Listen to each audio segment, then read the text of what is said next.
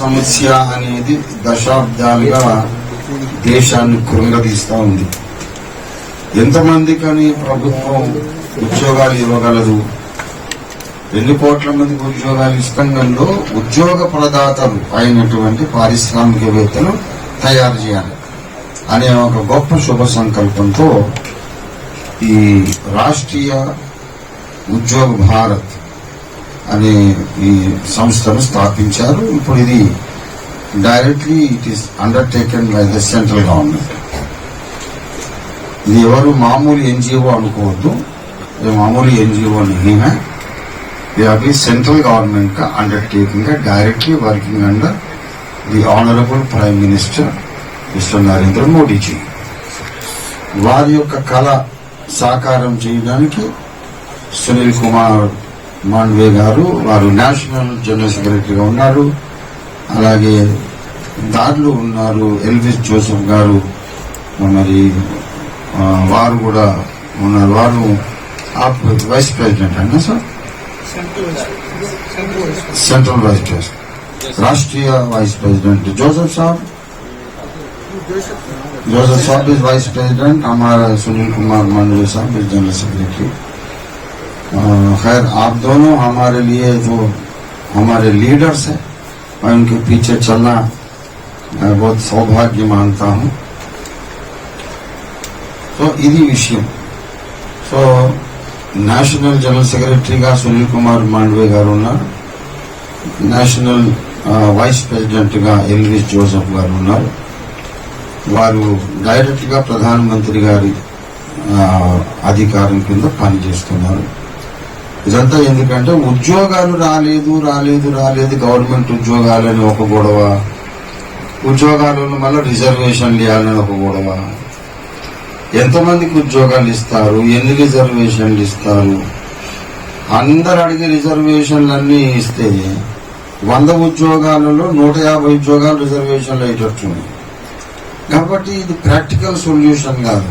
Make everyone and industrialist, ప్రతి ఒక్కరిని పారిశ్రామికవేత్తలను చేస్తే ప్రైవేట్ రంగమే దేశంలో ఒక ప్రధానమైన ఉద్యోగాల మూటలాగా మారిపోతుంది, ఉద్యోగాలు ఇచ్చే ఉద్యోగ ప్రదాతగా మారిపోతుంది. ఎంతో మంది టాలెంటెడ్ పీపుల్ ఉన్నారు, ఎడ్యుకేటెడ్ ఉన్నారు, మంచి మంచి సామర్థ్యం కలిగినటువంటి నిపుణులు ఉన్నారు, హైలీ ఎడ్యుకేటెడ్. వాళ్ళందరినీ కొంచెం ప్రోత్సహిస్తే. హైలీ ఎడ్యుకేటెడ్స్ ఉన్నారని మీరు చెప్తున్నారు.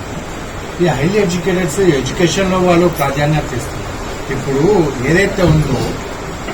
ఏదైతే మీరు చెప్తున్నారో దానికి స్కిల్ డెవలప్మెంట్ అనేది లేదు. వాళ్ళు అలాంటి వాళ్ళకి స్కిల్ డెవలప్మెంట్ ఇచ్చి మీరే ఏమన్నా అదే చెప్తున్నాము. మేము ప్రతి జిల్లాలో కూడా ఆఫీసెస్ ఓపెన్ చేస్తాము. తర్వాత అప్లికేషన్ తీసుకున్న తర్వాత వాళ్ళకి ఏ ఫీల్డ్ లో ఆసక్తి ఉంది, ఎవరు బట్టి వాళ్ళని తీసుకొచ్చి పైసలు ఇచ్చేయడం అలా ఉండదు. వాళ్ళ యొక్క క్వాలిఫికేషన్ ఏంటి, వాళ్ళకి ఎందులో స్కిల్ ఉంది, ఇంట్రెస్ట్ ఉండి కూడా నిపుణత లేదనుకోండి, ఆ స్కిల్ డెవలప్మెంట్ క్లాసెస్ కూడా పెడతాం. దానికి సంబంధించిన ఎక్స్పర్ట్స్ ను పిలిపించి అది కూడా సంస్థ బాధ్యత తీసుకుంటుంది. ఆ ట్రైనింగ్ ప్రోగ్రామ్ తీసుకొని వాళ్ళు క్వాలిఫై అయిన తర్వాత వాళ్ళకు నెసెసరీ ఇన్వెస్ట్మెంట్ చేస్తాం. ఇవన్నీ కూడా మరి మా నేషనల్ జనరల్ సెక్రటరీ గారు సునీల్ కుమార్ మాండ్వే గారు, ప్రధానమంత్రి గారు కమసన్నలోనే జరుగుతాయి. లోకల్ గా ఇక్కడ తెలంగాణలో నేను ఉంటాను, ఆంధ్రప్రదేశ్ లో ధనలక్ష్మి గారు ఉంటారు. సో మేము కొన్ని వేల మంది పారిశ్రామికవేత్తలను కొత్తగా తయారు చేయాలి అనే స్వప్నంతో ముందుకు సాగుతున్నాం. అందుకు మరి ఎలాంటి స్కిల్స్ డెవలప్మెంట్ వాళ్ళ అభిరుచిని బట్టి, అంటే మీ దాంట్లో ఎలాంటి రకాలుగా ఇప్పుడు చిన్న లఘు పరిశ్రమలు, use and throw cups, glasses మొదలుకొని వాడు ఒక సాఫ్ట్వేర్ ఇంజనీర్ స్టార్ట్అప్ కంపెనీ పెట్టుకునే దాకా వెళ్తాం. దానికి రేంజ్ ఆకాశమే హద్దు. ఇప్పుడు ఒకడు ఎంటెక్ ఎంసీఏ చదివి ఉన్నాడు, వాడికి అదే ఒక కంపెనీ పెట్టుకోవాలని ఆశ ఉంటే వాడు అంతకు యోగ్యుడైతే దాన్ని ఎంకరేజ్ చేస్తాం. Depends on the interest of the person and the knowledge capability, దాన్ని బట్టి ఈ విల్ డెవలప్. అంటే ముందు పారిశ్రామికవేత్తలను తయారు చేస్తాం, అడిగిన వాళ్ళకల్లా డబ్బులు పంచిపెట్టేంత అమాయకులం అయితే కాదు. కాబట్టి మేమందరం కూడా చాలా ఫకడ్బందీగా వ్యూహంతో ముందుకు సాగుతాం. ఇప్పుడు అండర్ గ్రాడ్యుయేట్ ఎస్ఎస్సి ఉన్న వాళ్ళ అంటే ఎలాంటి వాళ్ళు, ఇప్పుడు సమ్ ఆఫ్ పీపుల్స్ అన్ఎడ్యుకేటెడ్స్ ఉంటారు, ఇల్లిటరసీ వాళ్ళు కూడా కొద్దిగా బిజినెస్ నాలెడ్జ్ ఉంటుంది వాళ్ళకి, అలాంటి వాళ్ళకి తప్పకుండా ఇప్పుడు వ్రాయను చదవను మాత్రమే వచ్చు. ఒక 10th క్లాస్ కూడా అవ్వలేదు, కానీ ఒక పర్టికులర్ ట్రేడ్లో, పర్టికులర్ వృత్తిలో విశేషమైనటువంటి పరిజ్ఞానం ఉంటుంది. అలాంటి వాళ్ళని కన్సిడర్ చేస్తాం. Education is not the main point. Highly educated ఉన్నారు, ఏ సబ్జెక్ట్ కూడా సరిగా తెలియదు, అటువంటి వాళ్ళను కన్సిడరేషన్ తీసుకో. ఫస్ట్ ఆఫ్ ఆల్ ఫలానా బిజినెస్ చేయగలను, చెయ్యాలి, దానికి ఇట్లా మినిమం నాలెడ్జ్, అభిరుచి, ఆశ, ప్యాషన్ ఉండాలి. వాడు కోరుకునే బిజినెస్ ఏదైతే ఉందో ఆయన ప్యాషన్, దాని కొరకు ప్రాణం పెడతా అన్నట్లు ఉంటే వాళ్ళకు మనం ఇచ్చే కొంచెం చేయుతాం, చాలా సహకరిస్తుంది. ఎనివే భారతదేశం అంతా పారిశ్రామికవేత్తల దేశం కావాలి. सारा हिंदुस्तान इंडस्ट्रियलिस्ट का देश बन जाना है जी। ये हमारा ख्वाब है। अभी आप बोल रहे हैं, ठीक है, आप लोन उन लोगों को जब लोन सैंक्शन करते वक्त ना, उनका जो एस्टैब्लिशमेंट होता, वो एस्टैब्लिशमेंट अपना उसका डॉक्यूमेंट्स वगैरह अपने पास रखेंगे, नहीं तो कोई लोग घर कुछ भी नहीं है, जमीन कुछ भी नहीं है, चलेगा ना, कुछ नहीं चाहिए। कुछ सब्सिडी देते हैं क्या?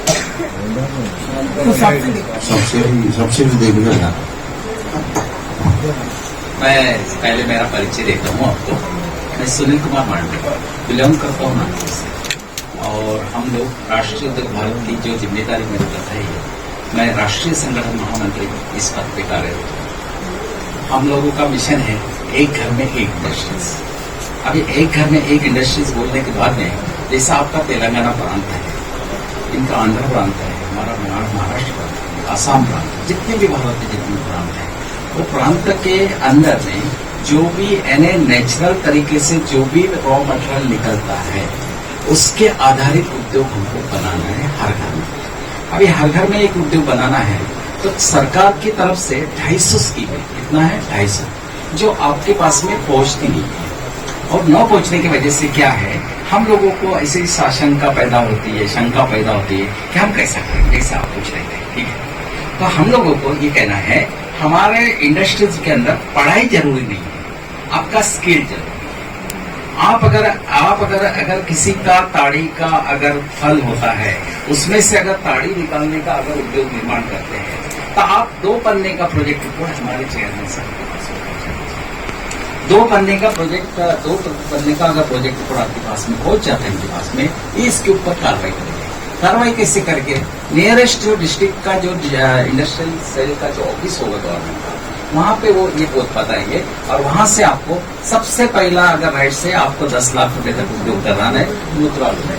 आज की तारीख में मुद्रा लोन की ये समस्या है कि कहीं भी बैंक में चले जाइए, आपको मुद्रा लोन का फॉर्म नहीं निकलेगा, ठीक है। ये सबसे बड़ी समस्या है। अभी मुद्रा लोन में क्या होता है, without collateral, without guarantor, without कुछ। लेकिन बैंकर्स क्या कहता है कि हमको आपका टर्नओवर बताओ, आपका इनकम टैक्स सर्टिफिकेट बताओ, आपका सिविल रिकॉर्ड बताओ।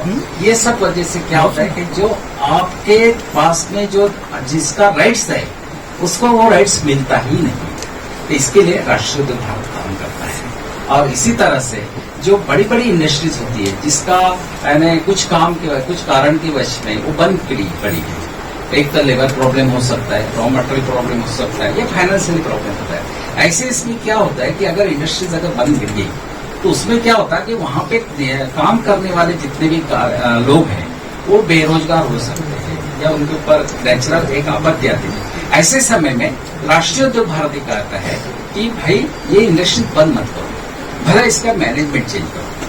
अब दूसरी बात रही है, उनको अगर फंड्स की जरूरत रही, तो राष्ट्रीय उद्योग भारत के पास में जो टीम है, इन्वेस्टमेंट करने वाली जो टीम है वो इसको इन्वेस्टमेंट देके वो कंपनी को फिर से चालू कर दे, ताकि समाज का भी नुकसान नहीं होता, देश का भी नुकसान नहीं होता और सोसाइटी का भी नुकसान नहीं होता है।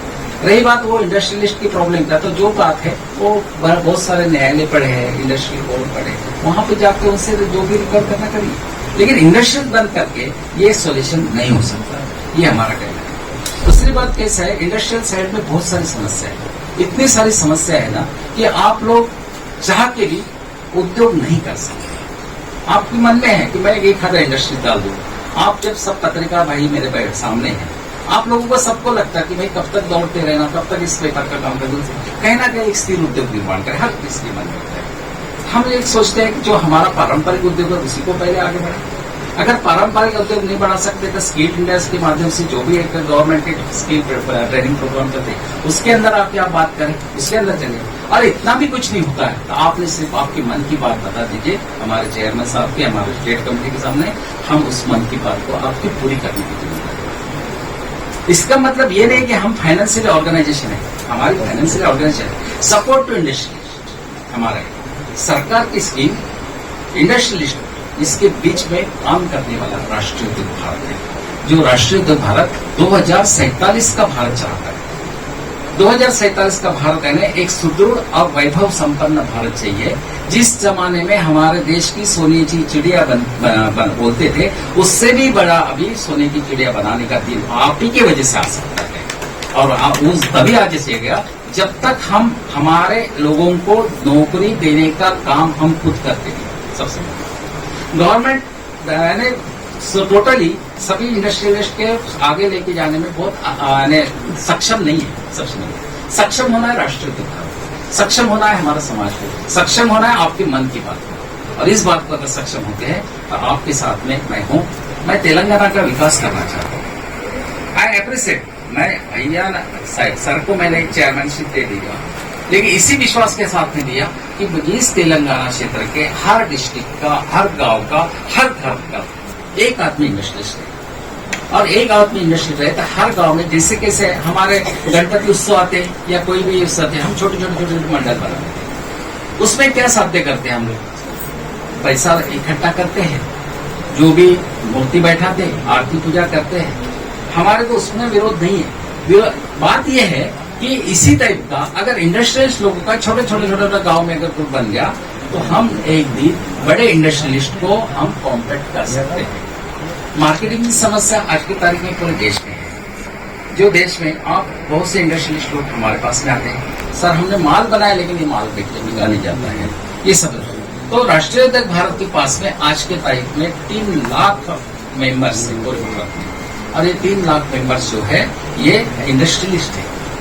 आपके जो इंडस्ट्री से निकला हुआ माल वो बड़े इंडस्ट्रीज को कभी भी काम कर सकता है। ये सब बातें हैं और इसी प्रकार से उद्योग को उद्योग जोड़ेंगे और राष्ट्र का निर्माण करेंगे, ऐसी मंशा रखते हुए राष्ट्रीय उद्योग भारत कार्यरत है। मेरी आप सबसे भी विनती है, आप भी राष्ट्रीय उद्योग भारत से जुड़िए और एकदम एक घर में एक उद्योग निर्माण करने की कड़ी जुड़ गई तो सोच लेना भारत का वो दिन दूर नहीं जो हम चाहते हैं। हमको विश्व गुरु बनना है और हमारी जीडीपी अच्छी बनाना है, बड़ी जीडीपी बनाना है। जीडीपी के साथ में मेरा राष्ट्र महान, ये शब्द हम बोलते वो साथ में बोल सकते हैं। धन्यवाद, नमस्कार, धन्यवाद। प्रोजेक्ट रिपोर्ट पे डिपेंड करता है। ओके। और ये प्रोजेक्ट रिपोर्ट के ऊपर डिपेंड करता है कि जो बैंकर्स होता है उनके माध्यम से ही लोन मिलेगा। बैंकर्स बहुत घुमाते हैं सर। हाँ, करेक्ट बोले आपने, बैंकर्स घुमाते, इसलिए हम लोग regularly they are insisting to submit collateral securities, land वगैरह वगैरह। Thank you sir. होता है वो कोलेटरल सिक्योरिटी में होता है, लेकिन कौन सा लोन होता है जो बड़ा लोन होता है जिसको 1000 करोड़ 500 करोड़ 200 करोड़ चाहिए। लेकिन कोई छोटा छोटा लोन रहता है 15 लाख का लोन, क्या कोलेटरल देंगे आप? उसको जरूरत ही नहीं ना, सरकार ने पहले माफ देगी। अगर आप स्टार्टअप लोन लेना है तो 20 करोड़ रुपए वैसे भी लोन मिलता विदाउट कोलेटरल। इसमें आपका हेल्पिंग कैसे रहेगा? हमारा हेल्पिंग रहेगा जैसे कि आप इंडस्ट्री खुद चालू करना चाहते हैं, ठीक है। आपने अगर प्रोजेक्ट रिपोर्ट बना के हमको दे दिया और आपने बोला कि मैंने इस बैंक में लोन केस डाला है, तो उस समय हम आपको हेल्प करेंगे। तो जो भी है ना लीगली साइड में जो भी है बातें आपको पूरी करना है, बाकी पावरफुल बातें हम कर देंगे। होना ही चाहिए, ये हमारा लक्ष्य है। नहीं, उसको तो कैसा है, मुद्रा लोन का फॉर्म आता है, बस मुद्रा लोन का फॉर्म बैंक में जाके भर दो, और अगर आपका काम अगर वो बैंक वाला नहीं करता है हमको बता दीजिए, हम उनको बोल देंगे नहीं कर देंगे। बाकी बैंकों में क्या बोल रहे हैं, वो बार आप रजिस्ट्रेशन कर लो, बैंक में नहीं होता बोल रहे हैं। हाँ, नहीं वो बोलना उनका स्वाभाविक है, क्योंकि उनको रिकवरी का प्रॉब्लम आता है बाद में, इसलिए वो वैसा करते हैं, क्योंकि जिम्मेदारी नहीं लेना चाहते ना। लेकिन सरकार का पैसा है, क्यों नहीं देना चाहते ये लोग, बताइए तो। नहीं, अगर बैंक कोऑपरेट नहीं करे तो वो आपको बोलना। हाँ, हम लोगों को अगर इनको पता चला, अगर इन्होंने इनकी वजह से काम नहीं किया तो मैं मेरे तरफ से काम करूँ डायरेक्ट, है ना। तो इसके आगे फाइनेंशियली प्रॉब्लम नहीं जाएगा, सिर्फ आपका प्रोजेक्ट और आपके डॉक्यूमेंट सही रहना चाहिए, बस ये सबसे बड़ी बात है। पूरे भारत के मेगा प्रोजेक्ट जितने भी है आज के तारीख में तरीके से फंड्स के वर्ष से एनपीए हुए जो इंडस्ट्रीज रहती है उनका एनपीए भर नहीं सकते, फिर से दोबारा लोन नहीं मिलता। हमने प्राइवेट लोन अरेंज करके दिया उनको, बात ऐसा है। प्राइवेट लोन अरेंज करने की वजह से फिर से फैक्ट्री चालू हो गई उनकी, बात ऐसा है। जो नया शुरू पावर प्लांट चालू कराया हमने, जो नया शुरू करने वाले हैं, हाँ, उसको कैसे गाइड करेंगे? नहीं उसको तो अभी देखिए, जो नया चालू करने वाला जो पर्सन है वो जो है, अगर उसके मन में इच्छा है तो उसने 2 बनने का, सिर्फ उसके मन की इच्छा जो है प्रोजेक्ट पर बना के हमारे तरफ भेजना चाहिए, फिर हम उसको गाइड करेंगे। उसको स्किल कैसा, उसको ट्रेनिंग कैसा देना, कौन सी जगह जाना चाहिए, अगर वहाँ पे जाके आपको क्या मिलता है क्या नहीं, ये सब बातों को उसको प्रोजेक्ट रिपोर्ट के ऊपर डिपेंड करता है, वो प्रोजेक्ट रिपोर्ट के हिसाब से उसको सपोर्ट करेंगे हम लोग। ये राष्ट्रीय उद्योग में अभी जो मैं एक suppose I am one of N industrialist, मैं जो बनाता हूँ, चीज बनाता हूँ, उसका मार्केटिंग वो बेचने का कोई है इसमें? हाँ, विभाग है। हाँ, इसमें कैसा है, मार्केटिंग का बहुत बड़ा सहभाग है। जैसे आपकी इंडस्ट्रीज, अगर आपने इस एक प्लास्टिक ग्लास बनाने का इंडस्ट्रीज लगा दिया और आपको चाहिए कि उसका मार्केटिंग अच्छी तरह से होना है, हम भारत के अदर सेक्टर्स में भी हमारे लोग कार्यरत हैं, तो जिसको जो जरूरत पड़ती है उसको हम सपोर्ट करते हैं मार्केटिंग के लिए।